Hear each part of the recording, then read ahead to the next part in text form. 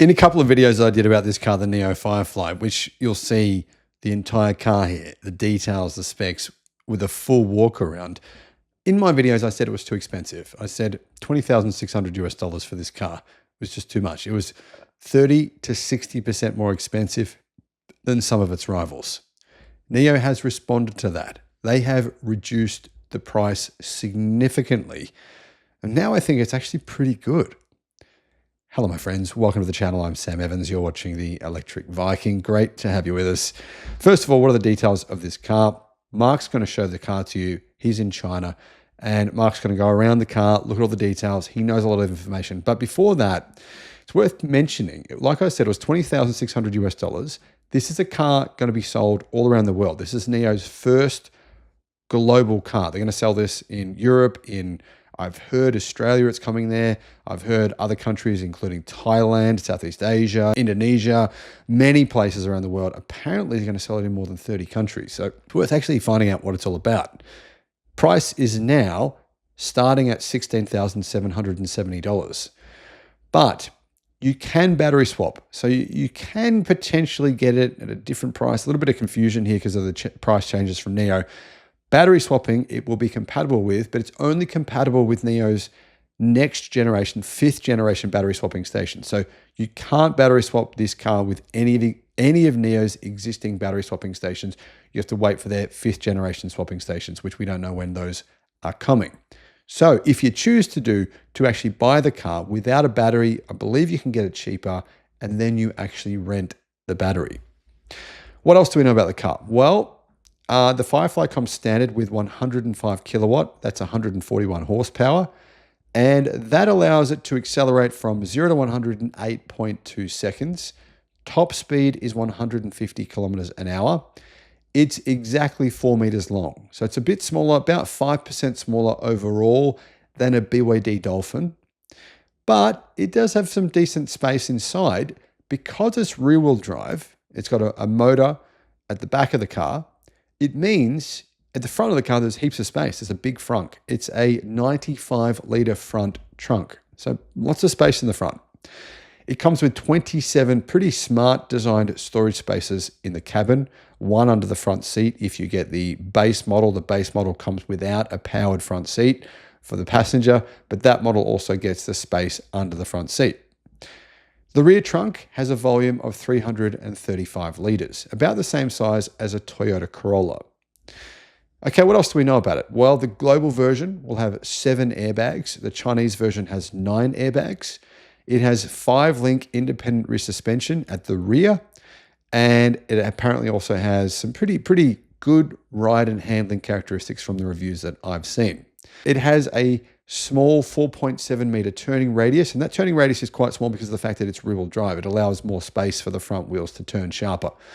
So it's quite a good turning radius. In addition, we know it has a 42.1 kilowatt hour lithium iron phosphate battery.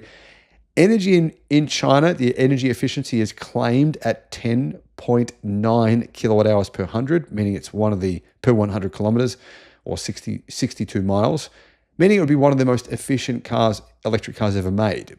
But on the WLTP cycle, the energy efficiency is quite different. It's 14.5 kilowatt hours per 100 kilometers. And I think that's probably closer to what you're going to get in the real world. Range is 330 kilometers WLTP. There's no option at this point in time to get a bigger battery. As I mentioned before, it's a lithium iron phosphate battery. Charging speed. I wasn't able to find that out, guys. If any of you know what the charging speed is, let us know in the comment section below. All right, what other things have I noticed? Well, the interior is actually really nice.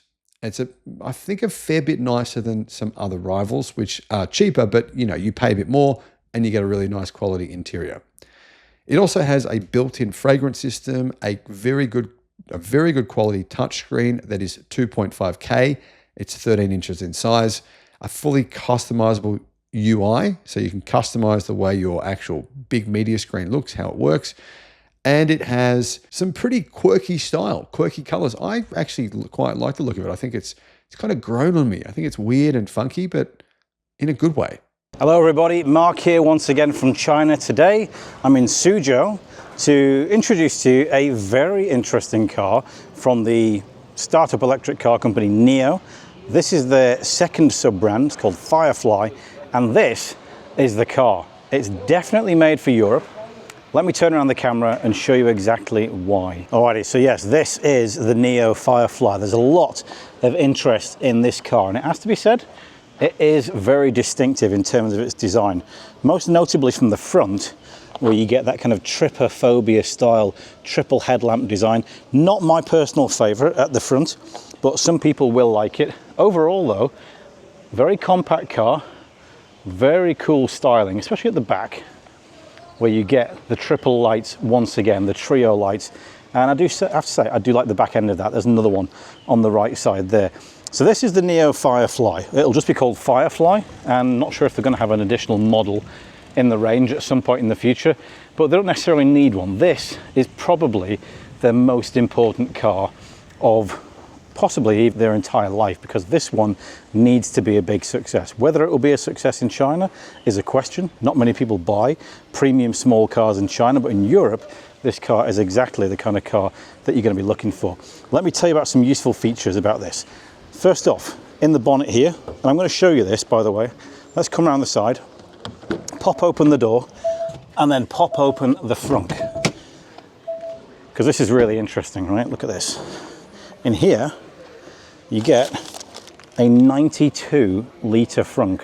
You heard that right, 92 litres. And the cool thing about this is you can drain it as well. So if you want to take this car out to the countryside with your friends with some ice and some cold drinks, you can whack them all in there. And then when the ice is melted at the end of the day, pull out the plug, drain it all out. You can even spray it down with a pressure washer if you really want to. That's a bigger frunk, by the way, than you'll find on a Tesla Model S. That's pretty interesting, right? So there's the design across the front. This car comes with 18-inch alloys down there. They're again quite nifty, pushed out right into the corner at the front and the back. As well as that, we had ourselves a camera here, and a camera here. And of course you get more cameras up there, camera at the back, and a bunch of ultrasonic sensors as well. This car comes with a Journey 5 chip, which gives it 128 tops. It will do highway and elevated highway autonomous driving, no urban autonomous driving for this one. As I said, just over 4 meters long, about 3 millimeters longer than 4 meters. At the back, we get a clamshell design. Again, the trio design with the kind of pill look. You get this, which is called the dynamic loop. This reinforces the safety of this car. It's designed to pass 5-star safety rating in Europe, China, and America. So, side impact tests. In China, it's now a 60 km/h side impact test, which is more stringent than Euro NCAP. This car will pass it. Rear end collision test. In America, NH 88 km/h. This one will survive 90 km/h rear end test. So it's really, really strong, and that loop is there to reinforce the strong design at the back of the car. Let me now step into the boot. I've left some bags in there to show you the kind of overall size of it. 335 litres of space in here, up to the top of the seats. So 400 litres if it goes up to the roof. You can also fold those two rear seats down, totally flat, to give you up to 1,250 litres of space. So it's really practical at the back, really practical at the front, and really practical in the middle as well. Let me pop open the rear seat. Now here, I'm going to lift open the base cushion, tilt that out, an additional 29 litres of storage space under the rear base cushion there. Not many Chinese cars come with the base cushion pop-out function. This is one of the rarities. So plenty of space in there, not much going on in terms of the back. You do get yourself a 1 metre squared, just over 1 metre squared panoramic roof up there. You also get down here a USB-C socket, and this hole here, this is a magnetic mounting point, so you can get additional accessories that you can plug into there. You get one in the front as well, just under the screen on the dashboard there. You can put cup holders, bag holders, all kinds of little things like that, even tennis ball holders if you really want them. You get, of course, pockets in the back of the door and pockets in here as well. Now, let's check out the front of the car, because things get really interesting in here. This is a different design than you would normally see in another car. And what Nio have gone for is a walk-through design. So the aim is, if you have to park in a city where parking is not easy, you can park that door up against the wall and easily scooch across the car and get out no problem. I know a lot of people in European cities like Rome and Paris might really appreciate something like that. Certainly in China, where parking is at a premium, that's a worthwhile thing to have. Overall, this interior, by the way, really quite premium. You get leather, kind of a soft leathery style material on here, microfiber on there. We've got the vegan leather seats with the microfiber. You can get fabric and PU leather in there as well. By the way, this front seat on the less expensive version comes with 5 litres of additional storage underneath there as well. Both front seats 10-way adjustable. You can get heating, ventilation and massaging functions on both of these 2 front seats. You get a lot of storage, so in your armrest you get storage in there. You get storage underneath with 2 USB-C sockets in here, a vented wireless charger, a cup holder and more storage underneath here as well. As I mentioned in the back, you do get that kind of magnetic mounting point in here, as well as this. This is a fragrance pack, so you get a kind of what's called a luminescence woody fragrance in here. You can get 15 additional fragrances from Nio as well to make your car smell really nice. And yes, you do get a glove box, pretty decent size on there as well. So overall, really stylish design. Shame we've got it in the black, because you can get some cool interior colours like plum and green that would be a bit nicer than the black, but overall it does feel very premium.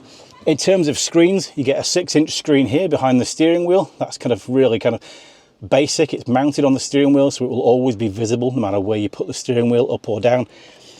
And in the middle here, we get a 13.2-inch screen. And what I really like is the UI on this screen. So they've made things really simple. Let me just slide into this front seat and show you, because first of all, the screen is customized to the color of the car. So we've got kind of gray outside. So we get the gray interior. If you get a lime green car, you get a lime green screen on here.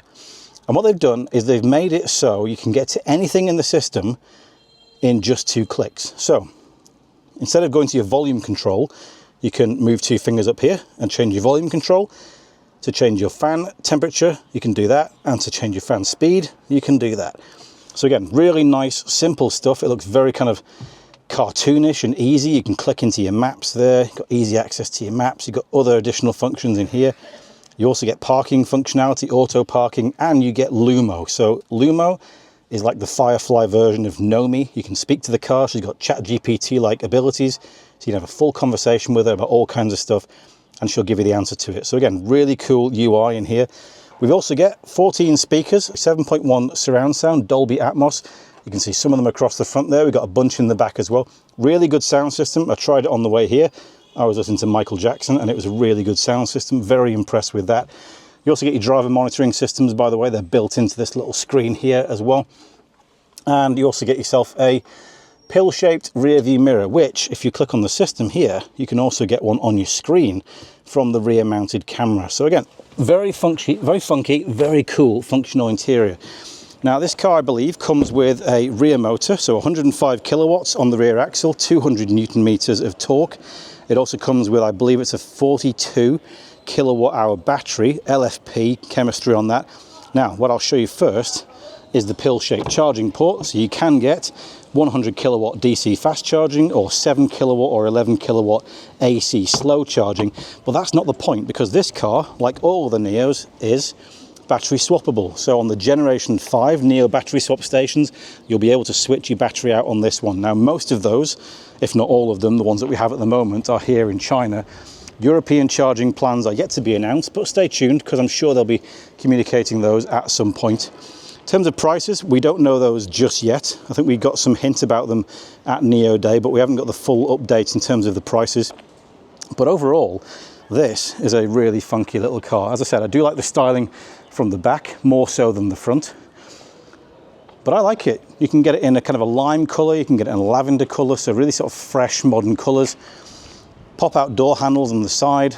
I think it'll do really quite well in Europe. If they price it right, and they've got the right financing on it, I think it'll do quite well. 100 kilowatt charging is pretty useful, I would say, in Europe. As I said, it's fairly low in China, but for a car of this size, it's not that bad. This is also the only car in its segment, by the way, that comes with 5-link independent rear suspension. And it's got such a tight turning circle, it's just 4.7 meter radius, which is far less than that of a Mini Cooper, which makes it really, really adaptable. Now, I have driven this car, and what I can tell you is on the way here, It's definitely geared up to be more of a European driving experience. A lot of Chinese cars come with softer suspension, softer steering. This one already feels like a European car in terms of the way that it steers and the way that it feels. It's got proper one pedal driving, so really good brake regen, even on the softest setting. And by the way, it's also got adaptive one pedal driving. So if you're kind of rolling up to the back of a car at the traffic lights, this is the kind of thing that you can only normally get in a Porsche Taycan. This car will adapt the regenerative braking to match the car in front, which again is a really, really funky feature. As I said, it will do highway autonomous driving and elevated highway autonomous driving. As I said, if the pricing is really good, this car should do very, very well in Europe. I think it's a better proposition than pretty much every small car of this size in Europe. It's super safe, 9 airbags inside. I believe you'll get 7 in Europe, possibly up to 9 on higher spec versions of it. But yeah, it's really well made. It's very good, I like it. So that is the Nio Firefly.